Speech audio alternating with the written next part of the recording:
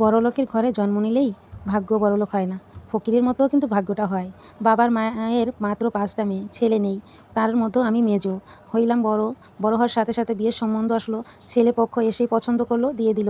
মাগরিব হতে হতেই বিয়ে দেওয়ার পরে স্বামী চলে গেল, ওই রাতেই পালিয়ে শ্বশুর বাড়িতে নিয়ে গেল। নিয়ে যাওয়ার পরে স্বামীকে ছাড়া বাসর করলাম এক জালের সাথে।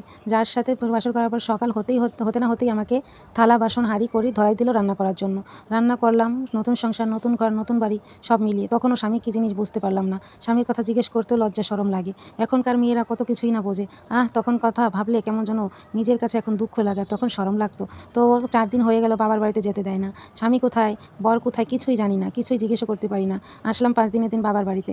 মা বাবা জিজ্ঞেস করলো, স্বামীকে ছাড়া বাবার বাড়িতে আসলাম। বাবার বাড়িতে এসে মা বাবা জিজ্ঞেস করলো, নানা জিজ্ঞেস করলো জামাই কোথায়। জামাই কোথায় বললাম জানি না, তিনি কোথায়, কেন দেখা হয়নি, না দেখা হয়নি। কান্না সুরে কথা বললাম যে কোথায় চলে গেছে জানি না। তাদের কথা জিজ্ঞেস করলো, তারা বলল যে সে চাকরিতে গেছে। এই বলে আমাকে ধোঁকা দিল আর তাদেরও ধোঁকা দিল। তো আমি আর বললাম না যে আমার সাথে বাসরও হয়নি। এই বলে আমি আবার চলে এলাম তাদের সাথে একদিন থেকে। থাকার পর এইভাবেই আমার দিন চলে যাচ্ছে। আমি স্বামীকে ছাড়া সংসার করি। আমার 15 দিন হয়ে গেল। আবার আমাকে শ্বশুর বাড়িতে আমাদের বাড়ি থেকে আনতে গেল। আনার পরে আমি আবার চলে এলাম, একাই এলাম একটা দেবরকে নিয়ে। সে কোথায়, সে আসছিল বাড়িতে, আমার শ্বশুর বলল বাড়িতে আসছিল, চাকরিতে চলে গেছে। এইভাবেই আমার দিন চলে যাচ্ছে, রান্না বাড়া, খাওয়া দাওয়া, কিন্তু স্বামীর দেখা আমি আর পেলাম না। তো এইভাবে আমার জীবনটা চলবে আর কতকাল। আমি এবার কান্না সুরে মাকে বললাম, মা, যার সাথে আমাকে বিয়ে দিয়েছো তার দেখা তো আজও পর্যন্ত তার দেখা পেলাম না। মায়ের কাছে এই আবদার করে কথাটা বললাম। মা এমনভাবে রিয়্যাক্ট করবে, ব্যবহার করবে, কখনো ভাবিনি, কখনো বুঝিনি মা যে এমনভাবে ব্যবহার করবে। মা কান্না জড়িত আর না শুনে বলো, কী বলছিস তুই এগুলা? তাহলে কি সব কিছু তোর অভিনয় নাকি? না মা, মেয়ে মানুষের একবারই বিয়ে হয়, আর আমি একবারই বিয়ে করতেছি। আর এই বিয়ে আমি ভাঙতে পারবো না, এই সংসার আমি ভাঙতে পারবো না, এই কলঙ্ক আমি নিতে পারবো না। এই জন্য আমি ভয়ে তোমাকে কিছু বলিনি। যা হবার হোক, ভাগ্য তো আমার এমনই। কোনো কালে তো আর সুখ পাইনি, সুখের দেখাও পাইনি। ভেবেছিলাম বিয়ের পরে সুখ দেখবো, সুখের দেখা দেখবো, কিন্তু সুখ মেলেনি। তাই তোমাদের কাছে আমি আর কিছুই বলিনি। ভাগ্যকে আমি মেনে নিয়েছি। তাই বলে এইভাবে মেনে নিতে হবে? আমাদের কাছে কেন বললি না?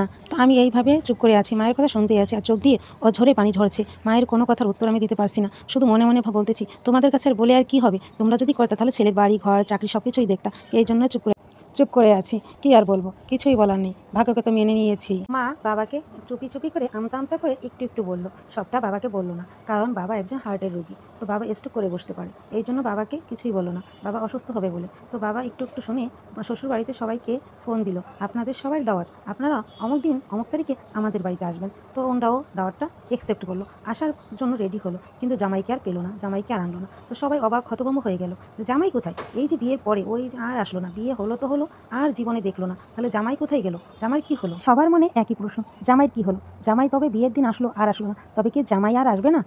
মেয়ের মুখ দেখবে না? তবে আমাদের বলে দিতে পারে। সবার মনে একই প্রশ্ন, একই ঘোরাঘুরি করছে। তো বাবা বিআই সাহেবকে বলল, বিআই সাহেব, জামাই কোথায়? মানে আমার জামাই, মেয়ের জামাই কোথায়? আপনার ছেলে কোথায়? শ্বশুর বলল যে ছেলে তো চাকরিতে কি ছুটি পায় না? এমন কি চাকরি করে? বিয়ের দিন দেখলাম আর দেখলাম না, এমন কি চাকরি করে যে চাকরিতে ছুটিই পায় না? মেয়ের সাথেও আসলো না, নাকি তার শ্বশুরবাড়ি পছন্দ হয়নি? আপনারা বলে দেন কি হয়েছে? এভাবে আর লুকিয়ে কতদিন রাখবেন ছেলেকে? কি হয়েছে বলুন? বাবা একটু জোরে সরে বললে, শ্বশুর একটু নরম সরে বলল, না বিয়াই তেমন কিছু না, আসলে সে ছুটি পাচ্ছে না। বাবা আবার বলল, ছুটি পাচ্ছে না মানে? বিয়ের ছুটি তো যে কোনো চাকরিতে ছুটি দেয়, তাহলে আপনার ছেলে এমন কি চাকরি করে যে ছুটিই পাচ্ছে না? আপনারা আমাদের ভূগোল পড়াচ্ছে না তো, ভুলভাল বোঝাচ্ছে না তো? এটা কোনো হলুদের রং না যে তো বললাম আর চলে গেল, আর আপনারা এইভাবে লুকিয়ে মেয়ের জীবনটা শেষ করে দিচ্ছেন। এটা কোন ধরনের? মেয়ে কিছুটা না বললেও আমরা কিছুটা আঁচ পেয়েছি। মেয়ের মুখ সবসময় কালো থাকে, মন মরা থাকে। আমরা কি সংসার করেছি না আমরা বুঝি না? বিআই, আপনি এভাবে লুকোচুরি না করে একটা সমাধানে আসেন, আপনার ছেলেকে হাজির করেন, নয়তো আমাদের একটা যে কোনো সমাধান দেন। শ্বশুর তারপরেও শিকার যাচ্ছে না, আমতা করে বলতেই আছে, আমি দেখছি। আব্বু বলল, কি দেখছেন? কি করা যায় দেখছি, সমাধান নয়। আমার ছেলেকে হাজির করার চেষ্টা করছি, আপনারা উত্তেজনা হবেন না, আর মেয়েকে আমার সাথে দিয়ে দেন। আমার বাবা বলল, না মেয়েকে আর দিব না, আপনারা যতদিন সমাধান না দিবেন ততদিন পর্যন্ত আমার বাসায় থাকবে। তো এই বলে বাবা আমার শ্বশুরকে খাওয়া দাওয়া করে আমার শ্বশুরকে বিদায় দিল।